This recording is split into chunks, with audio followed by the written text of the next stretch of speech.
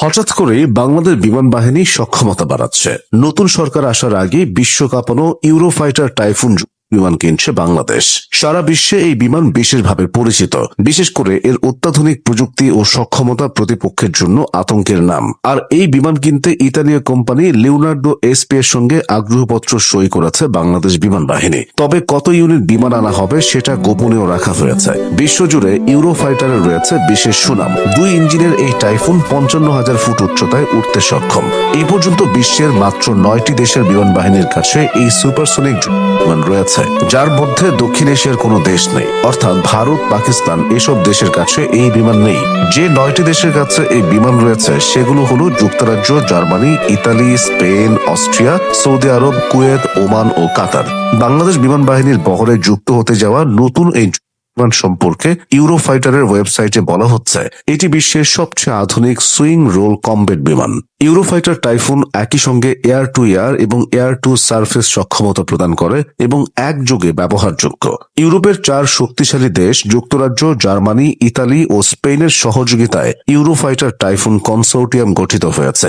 এই বিমানে রয়েছে বিশেষ কিছু বৈশিষ্ট্য যা প্রতিপক্ষের কাছে জমের মতো। শত্রু বিমানের বিরুদ্ধে লড়াইয়ে টাইফুন তার তীক্ষ্ণ সেন্সর, অসাধারণ গতিবেগ এবং উচ্চমানের ডগ ফাইটিং ক্ষমতার জন্য বিশেষভাবে সুপরিচিত।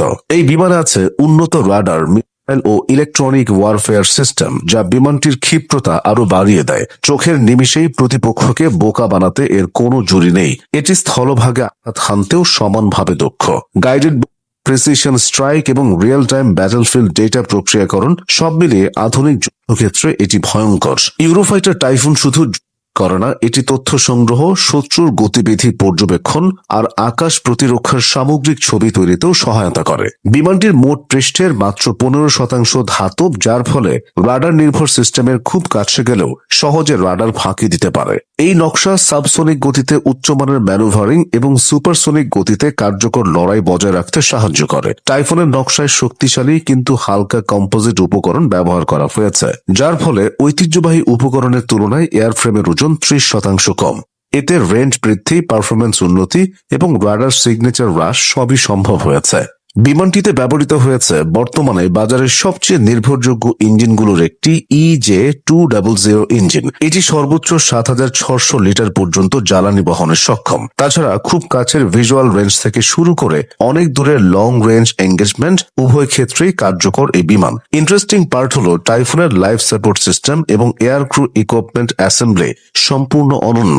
এর মধ্যে রয়েছে full cover anti G trouser, chest counter pressure garment, liquid conditioning garment, chemical ও বায়োলজিক্যাল সুরক্ষা। ইউরোফাইটার টাইফুন মূলত 4র্থ প্রজন্মের, তবে এটিকে উন্নত প্রযুক্তি ও আধুনিকভাবে সাজানোর কারণে একে 4.5 জেনারেশন বা উন্নত 4র্থ প্রজন্ম হিসেবেও গণ্য করা হয়। এর নিকট প্রতিদ্বন্দ্বী বিমানগুলো হল ফ্রান্সের দাসো রাফাল, সুইডেনের সাব, যুক্তরাষ্ট্রের F-18 সুপার হর্নেট এবং F-16 ব্লক। তাই তো চলতি বছরেই যুক্তরাজ্যের কাছ থেকে 20টি নতুন ইউরোফাইটার টাইফুন কিনতে চুক্তি করেছে তুরস্ক। এজন্য তাদের গুনতে হচ্ছে 5.4 বিলিয়ন পাউন্ড। আর এবার বাংলাদেশও নাম লেখালো সেই তালিকায়। বিমান বাহিনী বলছে, বাংলাদেশের সাথে এই চুক্তির আওতায় ভবিষ্যতে ইউরোফাইটার টাইফুন বিমানগুলো দেশে আসবে। এগুলো বিমান বাহিনীর মূল বহরে বা ফ্রন্টলাইন ফ্লিটে যুক্ত হবে। এই বিমানগুলো নতুন প্রজন্মের এবং বহু ধরনের কাজ করতে সক্ষম। আর এমন এক উদ্যোগ নিয়ে অনেকের কাছে প্রশংসাও পাচ্ছে বর্তমান সরকার।